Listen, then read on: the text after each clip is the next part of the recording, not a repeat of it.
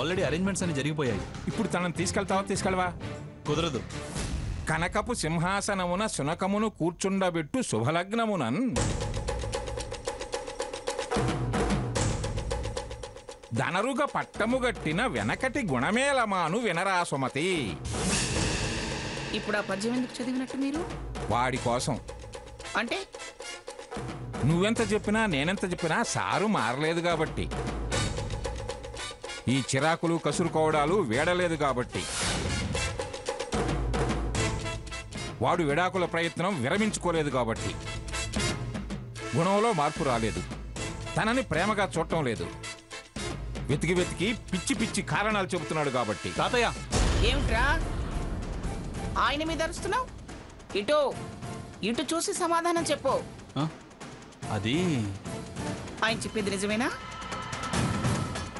అబద్ధం నేనెందుకు చెబుతాను వంగా? ఆ లాయరే ఫోన్ చేసి చెప్పాడు. అలాగా? అయితే రేపు ఆ లాయర్ని పిలిపించండి. ఆస్తి మొత్తం పుట్టబోయే నా మునిమనోడి పేరు మీద రాయించేసి రోగం కుదిరేలా చేస్తాను.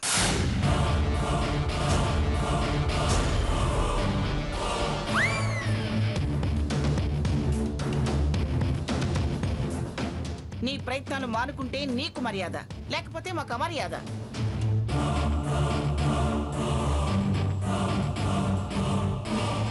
స్వర్ణ, వాడు తీసుకెళ్ళకపోతేనేమే, నేను తీసుకెళ్తాను పద. నువ్వు రెడీ అవు. నేను ఆల్రెడీ రెడీ అయిపోయినామమ్మా. అయితే పద వెళదాం. డ్రైవర్ అమ్మగారు బండి. అలాగే.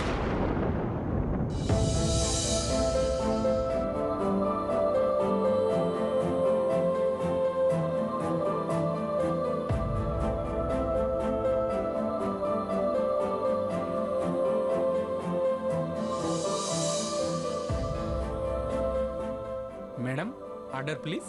Wait for some time. Okay madam.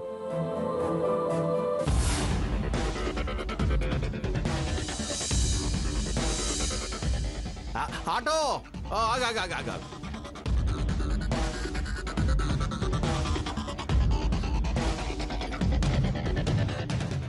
Madam order please. Wait చేయమన్నాను కదా, నేను నా ఫ్రెండ్ కోసం వెయిట్ చేస్తున్నాను. ఇంతసేపు వెయిట్ చేస్తుందంటే గ్యారంటీగా బాయ్ ఫ్రెండే అయి ఉంటాడు. మంచి గిరాకే, టిప్ ఫుల్గా వస్తుంది.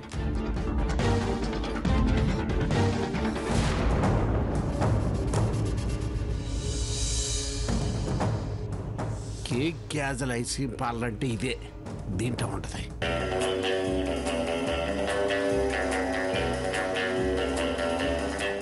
సీత ఒంటరిగా కూర్చుంది, ఆడెవడో ఇంకా రాలేదేంటి?